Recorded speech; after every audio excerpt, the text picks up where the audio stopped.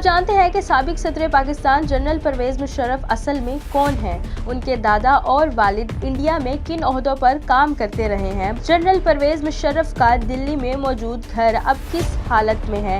India की कौन कौन सी मशहूर फिल्मी शख्सियात जनरल परवेज मुशर्रफ की करीबी रिश्तेदार हैं? परवेज मुशर्रफ की औलाद कहाँ रहती है और उनकी क्या मसरूफियात हैं? परवेज मुशर्रफ की साहबजादी का पाकिस्तानी फिल्म और ड्रामा इंडस्ट्री से क्या ताल्लुक है?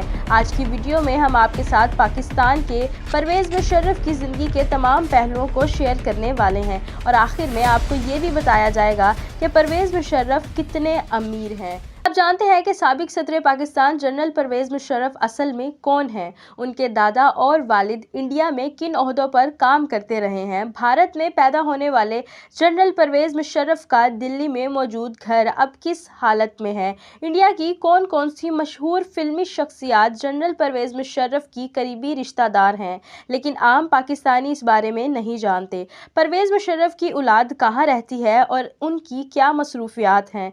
परवेज मुशर्रफ की साहबजादी का पाकिस्तानी फिल्म और ड्रामा इंडस्ट्री से क्या ताल्लुक है? आज की वीडियो में हम आपके साथ पाकिस्तान के परवेज मुशर्रफ की ज़िंदगी के तमाम पहलुओं को शेयर करने वाले हैं और आखिर में आपको ये भी बताया जाएगा कि परवेज मुशर्रफ कितने अमीर हैं।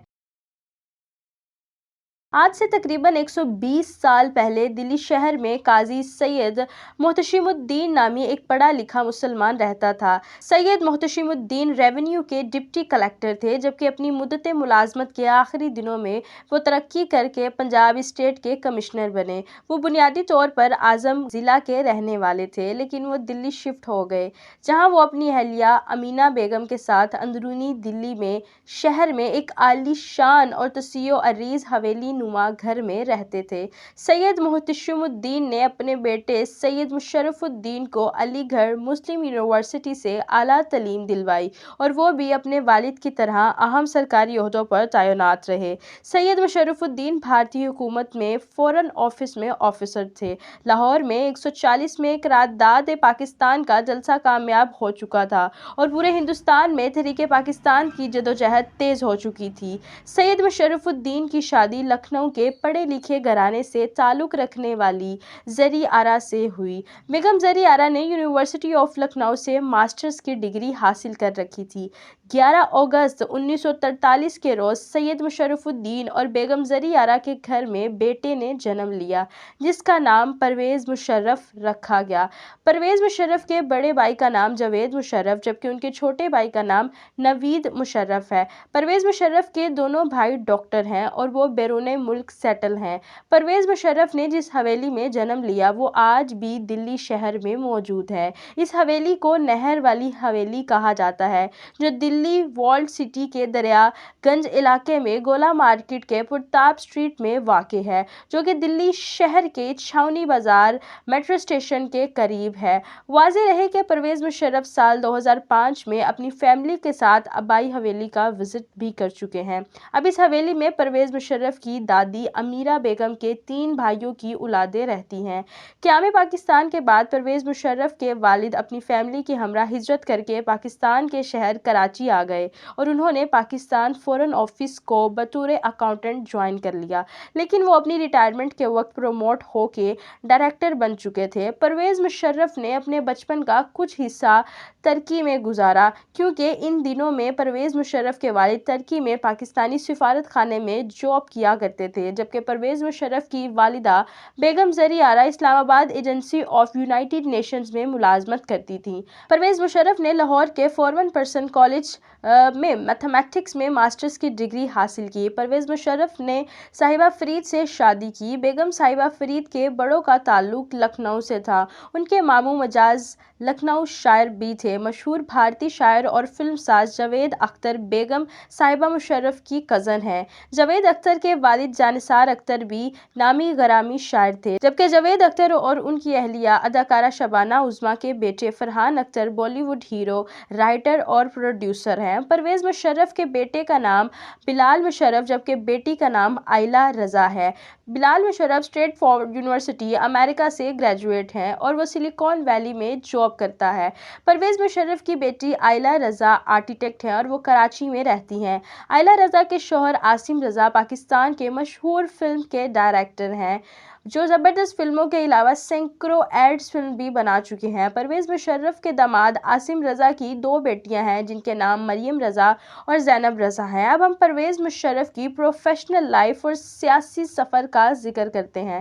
پرویز مشرف 1964 میں پاک آرمی میں شامل ہوئے تو 1965 اور 1971 کی جنگوں میں شریک ہوتے رہے۔ 1980 کی دہائی تک پرویز مشرف بریگیڈیئر رہے۔ بعد میں انہوں نے ڈپٹی فوجی سیکرٹری اور فوجی آپریشن ڈائریکٹر کے طور پر کام کیا۔ 7 اکتوبر 1998 کے روز وزیر اعظم میاں محمد نواز شریف نے انہیں چیف آف آرمی اسٹاف بنایا۔ 1999 میں کارگل ایشو پر نواز شریف اور جنرل پرویز مشرف کے درمیان بداعتمادی کی فضا نے جنم لے لیا۔ 12 اکتوبر 1999 کو جب chief of army staff general Pervez Musharraf Sri Lanka کی آزادی کی 50 سالہ تقریبات میں شرکت کر کے کولمبو سے واپس آ رہے تھے تو وزیر اعظم میاں محمد نواز شریف نے اچانک انہیں ان کے عہدے سے برطرف کر دیا اور ISI کے سربراہ lieutenant general Zia ul Haq but کو چیف آف آرمی اسٹاف کے عہدے پر ترقی دے کر نیا آرمی چیف مقرر کر دیا۔ جو ہی اطلاع ٹیلی ویژن سے نشر ہوئی اور GHQ پہنچی، کور کمانڈر نے اس حکم کی تعمیل کرنے سے انکار کر دیا۔ ان کا موقف تھا کہ chief of army staff general Pervez Musharraf اس وقت ملک سے باہر ہیں۔ حکومت اگر انہیں ہٹانا ہی چاہتی تھی تو ان کی واپسی کا انتظار کرنا چاہیے تھا، تو صورت دیگر وہ جنرل پرویز مشرف ہی کے احکامات کو مانیں گے۔ ادھر جنرل پرویز مشرف اس کارروائی سے بے خبر تھے اور وہ مالے کے راستے کولمبو سے کراچی کے لیے سفر کر رہے تھے۔ حکومت نے اس صورتحال کا فائدہ اٹھانا چاہا اور کوشش کی کہ جنرل پرویز مشرف جس طیارے میں سوار ہیں اسے کراچی ایئرپورٹ پر اترنے نہ دیا جائے، مگر فوج کے کور کمانڈروں نے اس کوشش کو ناکام بنا دیا۔ جنرل پرویز مشرف کا طیارہ کراچی ایئرپورٹ پر ہی اترا اور جب جنرل پرویز مشرف باہر آئے تو فوج نے انہیں آرمی چیف ہی کا پروٹوکول دیا۔ فوج بیرکوں سے نکل کر سڑکوں پر آ گئی۔ 111 بریگیڈیئر نے وزیر اعظم ہاؤس پر قبضہ کر لیا۔ سرکاری ٹی وی، ریڈیو اور تمام ہوائی اڈوں کا کنٹرول فوج کے ہاتھ میں آ گیا۔ تھوڑی ہی دیر کے بعد فوج نے پورے ملک کے انتظامی حالات پر کنٹرول کر لیا۔ وزیر اعظم نواز شریف ان کے عہدے سے برطرف کر دیے گئے اور جنرل پرویز مشرف ملک کے چیف ایگزیکٹو بن گئے۔ 14 اکتوبر کو پرویز مشرف نے آئین معطل کر کے ملک میں ایمرجنسی کا اعلان کر دیا۔ قومی اسمبلیاں، سینٹ اور چاروں صوبوں کی اسمبلیوں کو تحلیل کر دیا گیا، لیکن پرویز مشرف نے 3 سالوں میں الیکشن کروانے کا وعدہ کیا۔ 11 ستمبر 2001 یعنی 11 ستمبر 2001 میں امریکہ میں ورلڈ ٹریڈ سینٹر پر حملوں کے بعد 13 ستمبر 2001 کو پاکستان میں امریکی سفیر کے ذریعے پرویز مشرف کے سامنے واشنگٹن نے 7 مطالبات رکھے جنہیں پرویز مشرف نے فوری طور پر تسلیم کر دیا اور یوں امریکی جنگ میں پاکستان باقاعدہ طور پر شامل ہو گیا اور راتوں رات ہی 3 دہائیوں پر مشتمل افغان پالیسی تبدیل کر دی گئی۔ 20 مئی 2000 میں عدالت عظمیٰ پاکستان نے جنرل پرویز مشرف کو حکم دیا کہ وہ اکتوبر 2002 تک انتخابات کروائے۔ اپنے اقتدار کو طول دینے اور محفوظ کرنے کی غرض سے انہوں نے 30 اپریل 2002 میں ایک صدارتی ریفرنڈم کروایا جس کے مطابق 98% عوام نے انہیں آئندہ 5 سالوں کے لیے صدر منتخب کر لیا۔ اس ریفرنڈم کو سیاسی جماعتوں کی اکثریت نے مسترد کر کے اس کا بائیکاٹ کیا، جبکہ عمران خان نے اس وقت پرویز مشرف کے ریفرنڈم کو سپورٹ کیا تھا۔ مشہور صحافی نجم سیٹھی اپنے پروگرام میں کہہ چکے ہیں چونکہ عمران خان نے پرویز مشرف کے ریفرنڈم کی حمایت کی تھی، لہٰذا عمران خان کو میاں والی کے حلقے سے الیکشن میں گڑبڑ کر کے خصوصی طور پر جتوایا ہے۔ اب اس دعوے میں کتنی حقیقت ہے اور کتنا افسانہ، یہ تو پرویز مشرف جانتے ہیں یا پھر عمران خان۔ اکتوبر 2002 میں ہونے والے عام انتخابات میں جنرل پرویز مشرف کی چھتری تلے پاکستان مسلم لیگ قائد اعظم نے قومی اسمبلی کی اکثر سیٹیں جیت لی۔ دسمبر 2003 میں جنرل پرویز مشرف نے متحدہ مجلس عمل کے ساتھ معاہدہ کیا وہ دسمبر 2004 تک وردی اتار دیں گے، لیکن انہوں نے اپنے اس وعدے کو پورا نہ کیا۔ اس کے بعد جنرل پرویز مشرف نے قومی اسمبلی میں 70ویں ترمیم منظور کروا لی اور انہیں پاکستان کے صدر ہونے کا قانونی جواز مل گیا۔ 3 نومبر 2007 کو پرویز مشرف نے آرمی چیف کی حیثیت سے ملک میں ایمرجنسی نافذ کی، جس کا مقصد اعلیٰ عدالت کے ریاستی ادارے کی آزادی ختم کرنا تھا۔ 9 سال بعد مشرف فوج کے سربراہ کے عہدے سے 28 نومبر 2007 کو سبکدوش ہو گئے۔ 29 نومبر 2007 کو 5 سال کے لیے نئی دور کے لیے صدر کا حلف اٹھایا، جو عوامی اور سیاسی حلقوں میں متنازع تھا۔ پرویز مشرف نے عوام میں ناقابل مقبول ہونے اور پاکستان پیپلز پارٹی کی حکمت عملی کے باعث 18 اگست 2008 کو قوم سے خطاب میں اپنے مستعفی ہونے کا اعلان کر دیا۔ عہدہ صدارت سے مستعفی ہونے کے بعد پرویز مشرف ملک سے باہر چلے گئے، تاہم 2013 میں وہ وطن واپس آئے، جہاں انہیں آئین سے غداری جیسے سنگین مقدمات کا سامنا کرنا پڑا۔ جنرل پرویز مشرف کو ان کے کیے گئے کئی اقدامات جیسے کہ جامع حفصہ، لال مسجد پر فوجی آپریشن، NRO بلوچستان آپریشن اور اکبر بگٹی کے قتل، ڈاکٹر عبدالقدیر خان کی طویل نظر بندی، ڈاکٹر عافیہ صدیقی کی امریکہ کو حوالگی اور بھارت سے دوستی اور ثقافتی روابط پر شدید تنقید کا نشانہ بھی بنایا جاتا رہا اور ان پر قاتلانہ حملے بھی کیے گئے۔